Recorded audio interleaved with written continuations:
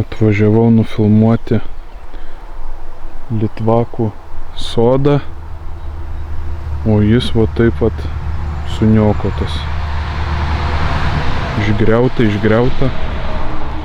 Nežinau, gal čia nori pertvarką daryti, tikiuosi. Ar čia kažkoks girtas žmogus taip padarė, bet atrodo, viskas išgriauta, absoliučiai. Elas Jolsonas.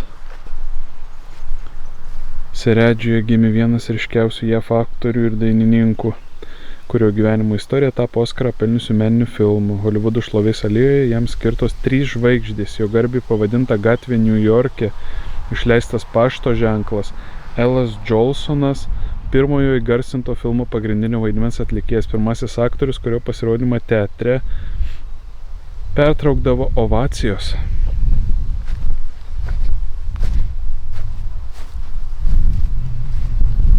Atrodo keistai, ir čia pertvarka vyksta kažkokia, ar kas, aš nežinau, bet nuotraukose esu matęs tikrai gražiai atrodantį šitą visą sodą. Rusnėje gimė artimiausias Mahatmos Gandžio bendražygis, jo finansinis ir dvasinis rėmėjas, daug prisidėjęs prie Indijos nepriklausomybės iškovojimo, o kartu ir vakarų pasaulio raidą įtakojęs Hermanas Kallenbachas.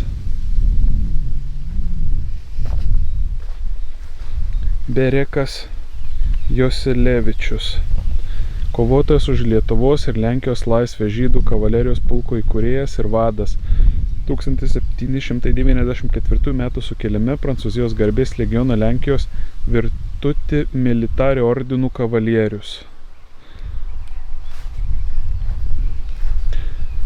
Darbėnuose gimė pasaulio sionistų organizacijos prezidentas, Izraelio vėliavą sukūręs, valstybės pinigams pavadinimą davęs Dovydas Wolfsonas.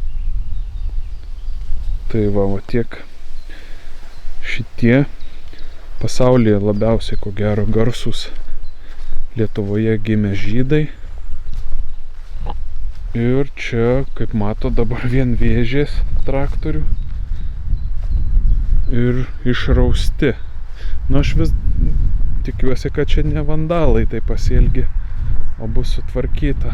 Gaila, kad nepavyko rasti ir nufilmuoti jo estetiškai tvarkingai atrodančio šito sodo. Tikiuosi, kad bus sutvarkytas dar.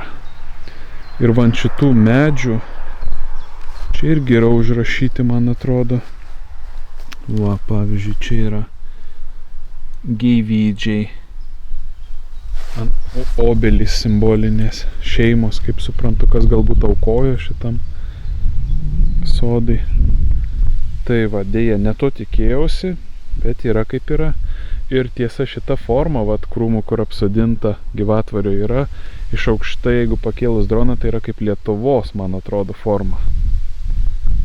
Tai va, toks trumpas apsilankimas Litvakų simbolinėme sode, kuris dėja kol kas dabar netrodo gražiai, bet gal bus sutvarkytas ateityje. Iki kito karto.